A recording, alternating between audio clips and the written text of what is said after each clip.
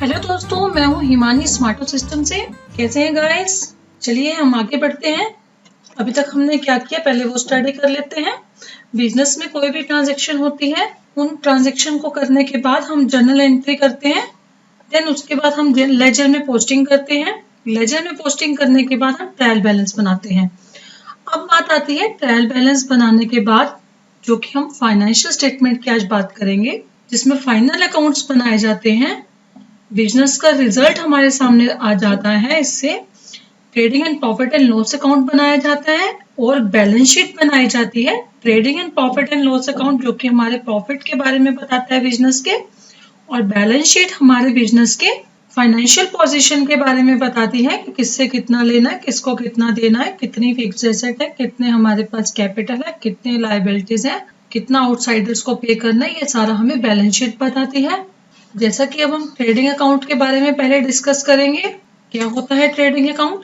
सबसे पहले हम फर्स्ट पॉइंट है मीनिंग और फीचर्स के बारे में डिस्कस करेंगे। फिर ट्रेडिंग अकाउंट का पर्पस क्या है, देन उसमें क्या क्या आइटम्स शो होती हैं, फिर उसका बैलेंसिंग जो की जाती है वो रिजल्ट क्या कहलाता है। तो बात आती है बेसिकली कि ट्रेडिंग अकाउंट होता क्या है। ट्रेडिंग अकाउंट में हम जो भी बिजनेस में गुड्स परचेज करके लाते हैं और जो हम सेल करते हैं उसको रिकॉर्ड करते हैं, और जो परचेज से रिलेटेड एक्सपेंसेस होते हैं, परचेज से रिलेटेड मींस खरीदने से लेकर गोडाउन तक लाने में जो हमारे खर्चे होते हैं वो हमारे डायरेक्ट एक्सपेंसेस कहलाते हैं। डायरेक्ट और इनडायरेक्ट टू टाइप्स के एक्सपेंस होते हैं। डायरेक्ट एक्सपेंसेस हमारे ट्रेडिंग अकाउंट में आते हैं जो कि परचेजेस से रिलेटेड होते हैं, हमारे गुड्स परचेज करने से रिलेटेड। तो ट्रेडिंग अकाउंट में सबसे पहले हम मीनिंग डिस्कस कर लेते हैं। फर्स्ट स्टेज होती है ये फाइनल अकाउंट प्रिपेयर करने की। जैसा कि हमने ट्रायल बैलेंस बनाया, जो कि हमने लास्ट लेक्चर में सीखा था ट्रायल बैलेंस बनाना, और ट्रायल बैलेंस से ही हम ट्रेडिंग अकाउंट बनाते हैं, प्रॉफिट एंड लॉस अकाउंट बनाते हैं और बैलेंस शीट बनाते हैं। और यही हमें डिसाइड करना होता है कुछ आइटम्स जो कि हमारी ट्रेडिंग अकाउंट में जाती हैं, कुछ हमारी प्रॉफिट एंड लॉस में जाती हैं और कुछ बैलेंस शीट में जाती हैं। वो हमें उसमें से डिसाइड करना होता है कौन सी आइटम कहाँ जाती हैं। तो जैसा कि ये फर्स्ट स्टेज है हमारी फाइनल अकाउंट प्रिपेयर करने की, जो कि प्रॉफिट एंड लॉस अकाउंट से पहले बनता है। इसमें हम क्या क्या रिकॉर्ड करते हैं? We record net sales and direct cost of goods sold. Means जो बिजनेस की नेट सेल हुई है, नेट सेल का मतलब होता है, नेट सेल का मतलब होता है हमारा sale minus sales return.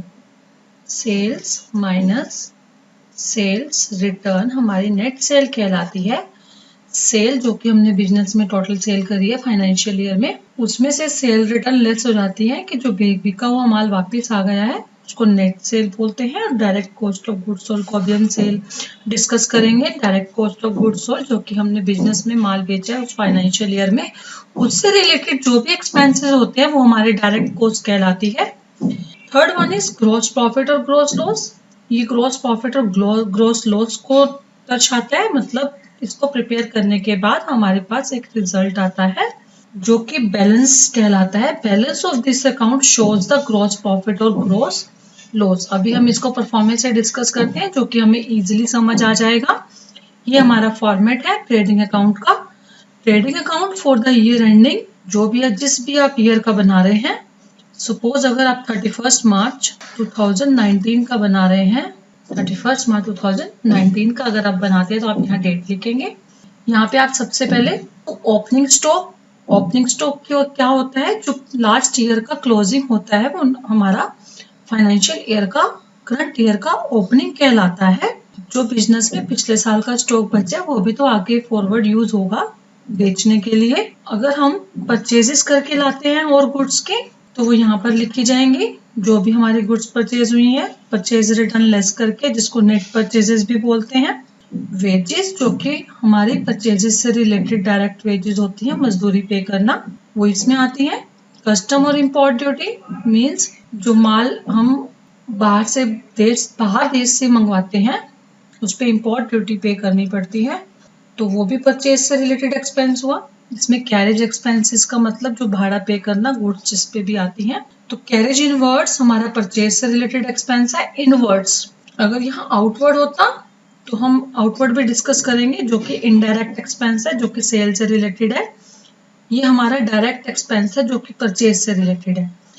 Carriage on purchase अगर इस तरह से आपके पास लिखा आता है, ये तो क्लियर ही है कि ये ट्रेडिंग में ही आएगा। जैसा कि मैंने शुरू में ही बोला कि ट्रेडिंग अकाउंट में जो भी परचेज से रिलेटेड खर्चे होते हैं वो हमारे ट्रेडिंग अकाउंट में आते हैं, और सेल से रिलेटेड एक्सपेंसेस हमारे प्रॉफिट एंड लॉस में आते हैं।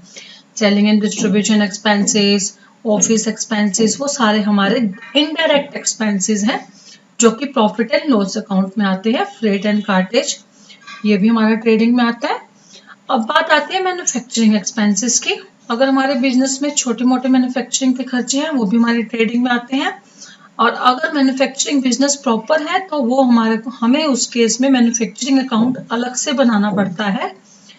अगर छोटा मोटा हमारा कोई प्रोसेसिंग का काम है तो हम ट्रेडिंग से काम चला लेते हैं, तो वो भी हमारे ट्रेडिंग अकाउंट में ही आते हैं। फैक्ट्री एक्सपेंसेस, फैक्ट्री से रिलेटेड जो भी खर्चे होते हैं like factory lightning, factory rent, वो हमारा डायरेक्ट एक्सपेंस है, वो भी ट्रेडिंग अकाउंट में ही आता है। रॉयल्टी क्या होती है? किसी भी चीज को यूज करने के लिए जो हमें फीस पे करनी पड़ती है वो रॉयल्टी कहलाती है। लाइक कोयले की खान में से हम कोयला निकालते हैं तो हमें उसके बदले में रॉयल्टी पे करनी पड़ती है, वो भी एक तरह का हमारा डायरेक्ट एक्सपेंस है। ग्रॉस प्रॉफिट जो अभी हम डिस्कस करते हैं, ये हमारी डेबिट साइड है और ये हमारी क्रेडिट साइड है। डेबिट साइड में हमारे सारे एक्सपेंसेस आते हैं क्योंकि अकाउंट्स का रूल कहता है डेबिट ऑल द एक्सपेंसेस, और क्रेडिट साइड में हमारी इनकम्स आती हैं। और बाय सेल्स जैसा कि हमारी रिवेन्यू है तो by sale credit account credit side में आएगा। By sales minus sales return जिसको नेट सेल भी बोलते हैं। और क्लोजिंग स्टॉक जो हमारे पास एंड में स्टॉक बच जाता है उसको हम क्लोजिंग स्टॉक बोलते हैं। और जो क्लोजिंग स्टॉक हमारे पास बच गया है उसको यहाँ पे हम शो कर देते हैं ईयर एंड में। जो भी हमारे पास स्टॉक बच जाता है, यहाँ पे हमारा ग्रोस लॉस जो कि ट्रांसफर टू P&L अकाउंट और बैलेंसिंग फिगर, ये हमारा इसके साथ है जो कि पहले लिखा होना चाहिए था बाय ग्रोस लॉस, जैसा कि ये बाय टू ग्रोस प्रॉफिट लिखा हुआ है। अगर हम इसकी बैलेंसिंग निकालते हैं, आप देखिए बैलेंसिंग कैसे निकालेंगे, दोनों साइड का टोटल करेंगे। अगर हमारा क्रेडिट साइड का टोटल ज्यादा है, डेबिट साइड का टोटल कम है, अगर हमारा क्रेडिट साइड का टोटल ज्यादा है, डेबिट साइड का कम है, तो हमारा ग्रॉस प्रॉफिट कहलाएगा। अगर हमारा डेबिट साइड का टोटल ज्यादा है और क्रेडिट का कम है तो हमारा ग्रॉस लॉस आएगा। दोनों तरफ टोटल इक्वल करने के लिए हम बैलेंसिंग फिगर को ग्रॉस प्रॉफिट या ग्रॉस लॉस बोलते हैं। ट्रेडिंग अकाउंट से हमारा ग्रॉस प्रॉफिट या ग्रॉस लॉस कैलकुलेट होता है। अगर क्रेडिट साइड ज्यादा है तो वो ग्रॉस प्रॉफिट कहलाएगी, अगर डेबिट साइड ज्यादा है तो वो हमारा ग्रॉस लॉस कहलाएगा, जो कि हम आगे प्रॉफिट एंड लॉस अकाउंट में ट्रांसफर कर देते हैं। अब एक एग्जांपल सपोज लेके चलते हैं हम। हमारे पास ओपनिंग स्टॉक था 10 रुपीज का, परचेजेस हमने करी 50 रुपीज की नेट परचेजेस, बाकी हमारे जो खर्चे हुए हैं एक्सपेंसेस हुए हैं सपोज वो भी हमारे 30 रुपीज हुए हैं सारे एक्सपेंसेस। तो ये जो हमारे एक्सपेंसेस है वो रॉयल्टी तक मान लो कि हमारे इतने जो खर्चे हैं वेजेस से लेकर रॉयल्टी तक वो 30 रुपीज हुए हैं। ओपनिंग स्टॉक जिसमें हम और गुड्स परचेज करके लाए 50 रुपीज एड हो गए वो हमारे, और 30 रुपीज जो कि हमने उससे रिलेटेड खर्चा करा परचेज से रिलेटेड। तो टोटल हमारा दोस्तों कितना एक्सपेंस हो गया 90 रुपीज का। और जबकि ऐसा तो है नहीं कि ये सारा स्टॉक हमारा बिक गया होगा, जितना भी होगा उसमें से कुछ हमारे पास रिमेनिंग बच भी गया होगा। लाइक हमारा 20 रुपीज का एंड में क्लोजिंग स्टॉक बच गया। जो कि हमारी सेल हो रही है वो हमारी हो रही है 130 रुपीज की। तो देखिए अगर मैं इन दोनों का टोटल करती हूँ तो ये आ रहा है 150 रुपीज, तो ये टोटल 90 रुपीज है जो कि इसमें से लेस हो जाएगा। तो मेरा कितना बचेगा ग्रॉस प्रॉफिट 60 रुपीज। तो ये मेरा हो गया 150 दोनों साइड का टोटल। अब बात आती है कि कॉस्ट ऑफ गुड्स सोल्ड क्या होता है। Cost of goods sold opening stock plus purchases plus direct expenses. अब ये तो है हमारे जो भी फाइनेंशियल ईयर में जितना स्टॉक हमारे पास पिछला भी अवेलेबल था, पिछला भी जो हमारे पास अवेलेबल था और जो कि हम और परचेज करके आए हैं वो ऐड हो जाएगा और उस पे जो एक्सपेंस हुए वो भी ऐड हो जाएंगे। अब जरूरी नहीं है कि ये सारा हमारा जो है पूरे अमाउंट वाला ये हमारा माल बिक गया होगा, उसमें से कुछ हमारे पास देखिए 20 रुपीज का क्लोजिंग स्टॉक भी बचा है। तो हम क्लोजिंग स्टॉक को क्या कर देंगे, लेस कर देंगे कि इतने रुपए का स्टॉक हमारा बच गया है। देखिए ओपनिंग 10 परचेजेस 50 माइनस 20, हमारे पास कॉस्ट ऑफ गुड्स सोल्ड कितनी आ गई, 50 प्लस 10 60, 60 प्लस 30 90, 90 में से 20 गया 70 रुपीज। अब आपको इसमें मैं एक चीज और दिखाती हूँ। ग्रॉस प्रॉफिट जैसा कि निकालने के लिए हम क्या कर सकते हैं, net sale minus cost of good sold. हमारी नेट सेल कितनी है 130 रुपीज की माइनस 70 रुपीज, लेस करके हमारे पास कितने बचेंगे 60 रुपीज। और आपने देखा था ऊपर हमने किस तरह से 60 रुपीज कैलकुलेट करे थे, दोनों साइड का टोटल कर लिया था हमने, क्रेडिट साइड का भी और डेबिट साइड का भी। जैसे इसका 150 टोटल है और इसका हमारा 90 रुपीज टोटल था, जबकि क्रेडिट साइड ज्यादा थी तो हमारा प्रॉफिट ग्रॉस प्रॉफिट निकला।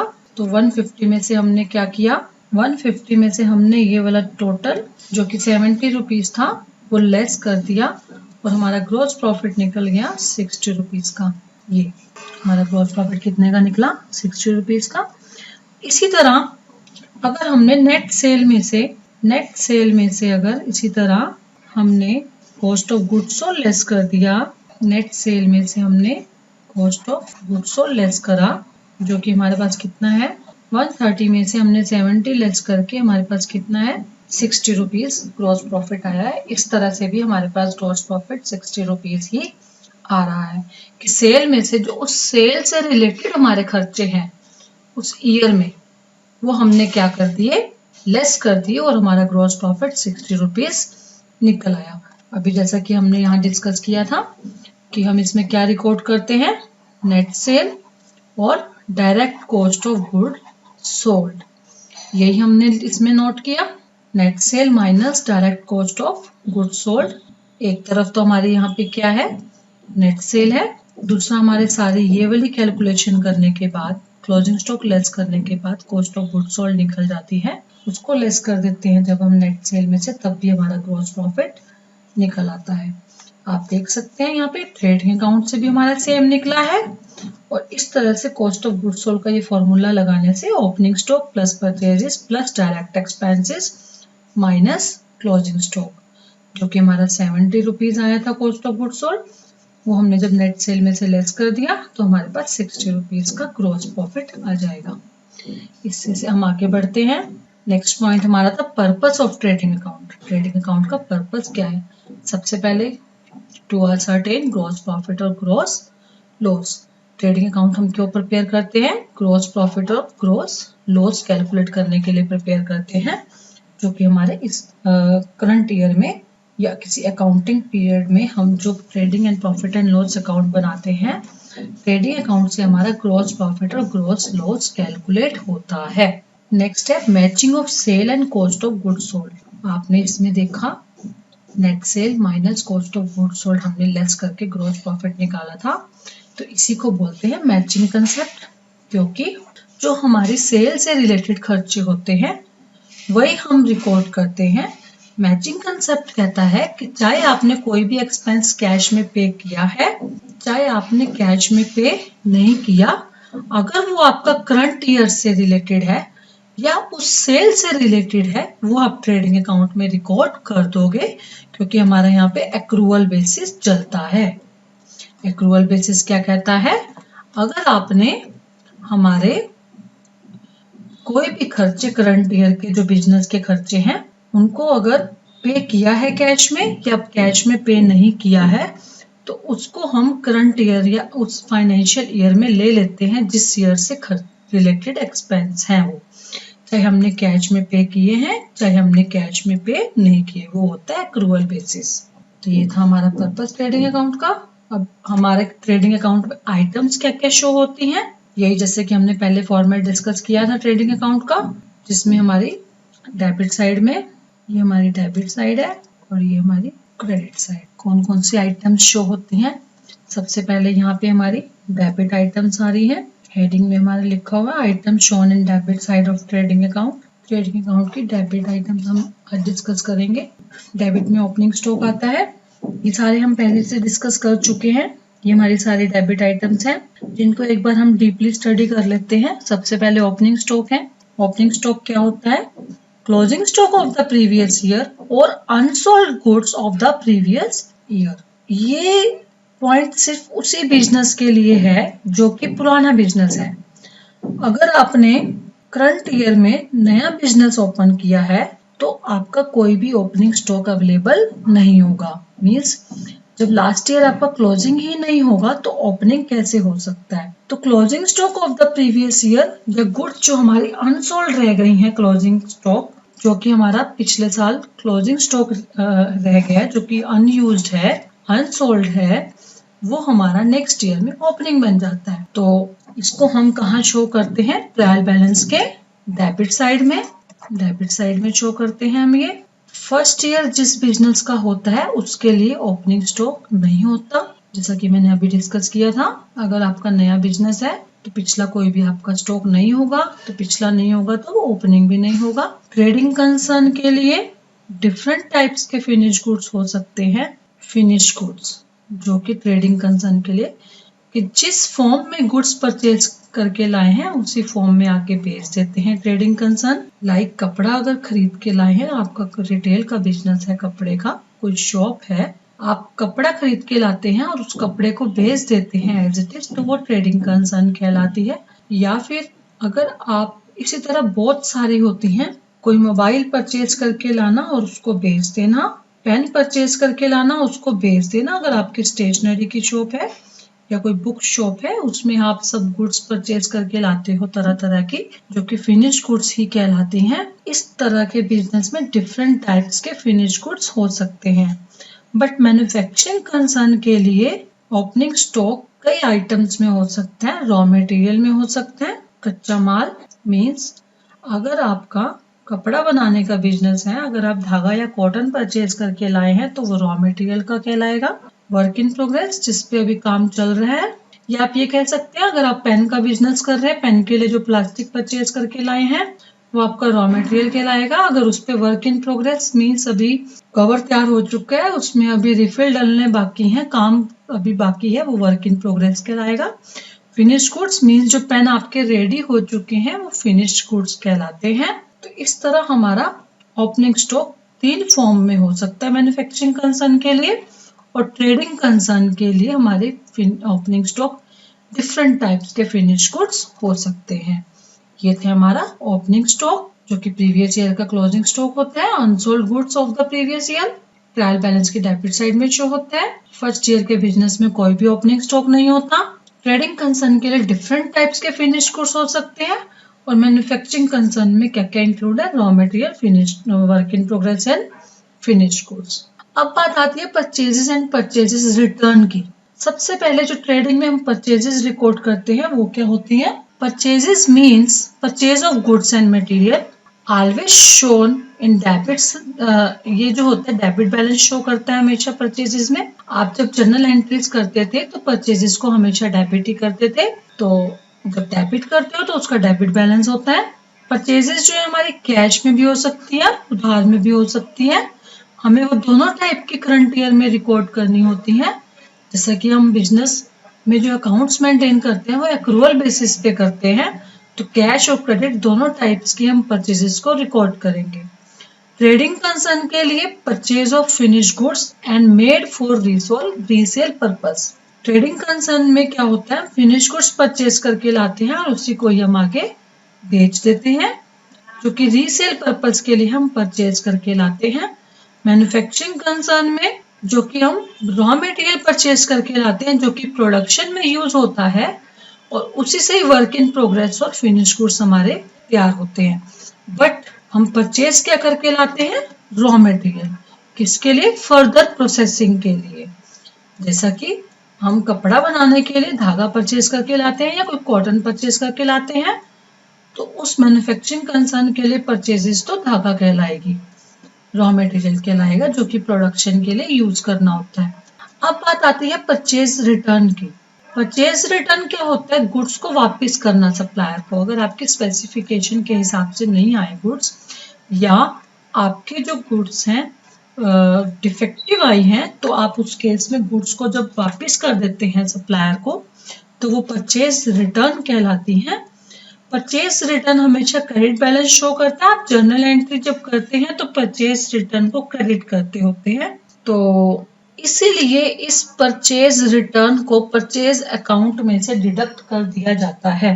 परचेज रिटर्न को हम क्या करते हैं? परचेज अकाउंट में से डिडक्ट कर देते हैं नेट परचेज निकालने के लिए। Besides purchase return, flowing are also deducted from purchases. Drawings of goods from business. अब बात आती है, आपको याद होगा जो कि हमने जब जर्नल एंट्री करते टाइम डिस्कस किया था, परचेजेस हमेशा डेबिट होती है, बट कुछ केसेस ऐसे होते हैं जिनमें परचेजेस क्रेडिट भी होती हैं, मीन्स फिर हमें उसमें परचेजेस में से लेस करना होता है। तो drawings of goods from business, जिसको हम क्या करते हैं? परचेजेस में से लेस कर देते हैं। Charity of goods, theft of goods, goods given as sample, ये सारे हम परचेजेस में से लेस कर देते हैं।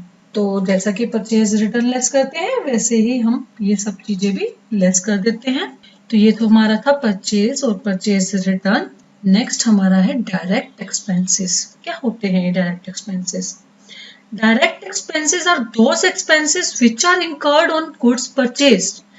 जो कि गुड्स परचेज के टाइम पे हम जो खर्चे करते हैं, वो हमारे डायरेक्ट एक्सपेंस कहलाते हैं। इसमें सारे वो एक्सपेंसेस होते हैं which are done till goods are brought to place of the business for sale।